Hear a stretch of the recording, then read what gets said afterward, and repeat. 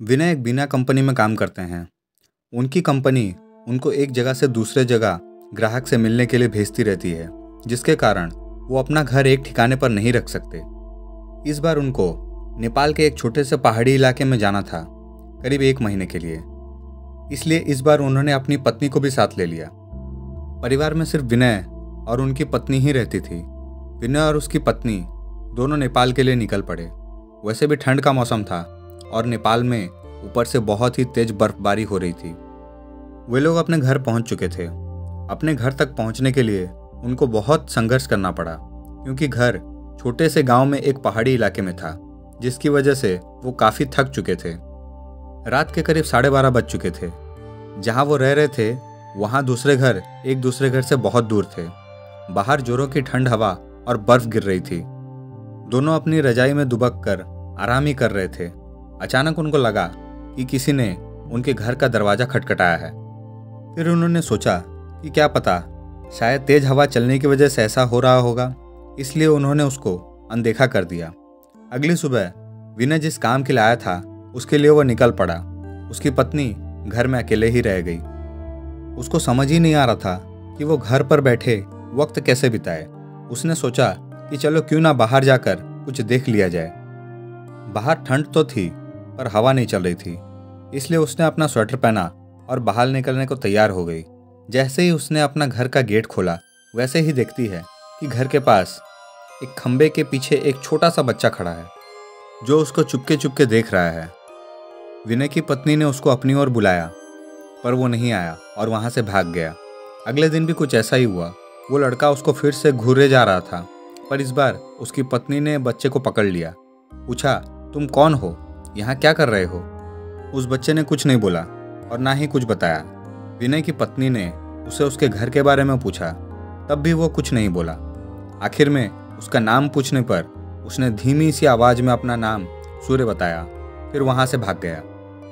विनय की पत्नी को उस बच्चे का व्यवहार कुछ समझ नहीं आया। ये सिलसिला ऐसे ही चलता रहा। वो बच्चा रोज उसको खंबे के पीछे से निहारता रहता था। उस दिन रविवार की रात थी। दोनों घर में अंगीठी के सामने आग ताप रहे थे, क्योंकि बाहर की हालत बहुत ही खराब थी। इतनी खराब कि कोई थोड़ी देर के लिए बाहर निकल जाए तो उसकी जान ही चली जाए। अचानक दरवाज़ा किसी ने खटखटाया। उन दोनों को फिर से लगा शायद हवा की वजह से ऐसा हो रहा है। तभी फिर से किसी ने दरवाज़ा खटखटाया और इस बार खटखटाने की आवाज़ साफ आ रही थी। ये आवाज़ सुनकर दोनों डर गए, क्योंकि इतनी रात, वो भी जान लेने वाली ठंड में, आखिर कौन हो सकता है। दोनों केवल एक दूसरे का मुंह देख रहे थे। अचानक दरवाजे के बाहर से धीरे धीरे रोने की आवाज़ आने लगी। तभी विनय ने जोर से कहा, कौन है बाहर, कौन है? कुछ देर तक तो कोई आवाज़ नहीं आई, पर बाद में एक धीमी सी आवाज़ आई, दरवाज़ा खोलो, कृपया करके दरवाज़ा खोलो, बाहर बहुत ठंड है। यह आवाज़ किसी छोटे से बच्चे की थी। तभी विनय की पत्नी को यह आवाज़ जानी पहचानी लगी। उसने कहा, ये तो वही बच्चे की आवाज़ लगती है जो रोज घर के बाहर खड़ा रहता था। विनय की पत्नी ने कहा, हमें उस बच्चे को अंदर आने देना चाहिए। वो भागते हुए दरवाजे के पास जा ही रही थी कि अचानक उनके घर के फ़ोन की घंटी बजी। फ़ोन एक पड़ोस में रहने वाली औरत का था, जिससे आज ही विनय की पत्नी मिलकर आई थी। विनय की पत्नी ने फ़ोन उठाया। वहाँ से उस औरत की आवाज़ आई, हेलो हेलो जी, मैं आपको बताना भूल गई थी कि अगर आपके घर के दरवाजे पर कोई भी दरवाज़ा खटखटाए तो खोलना मत। विनय की पत्नी ने कहा, अभी मेरे घर के बाहर एक बच्चे की आवाज़ आ रही है जो दरवाज़ा खोलने को कह रहा है। तभी उस औरत ने कहा, नहीं, आप बिल्कुल मत खोलना, वो असल में एक आत्मा है।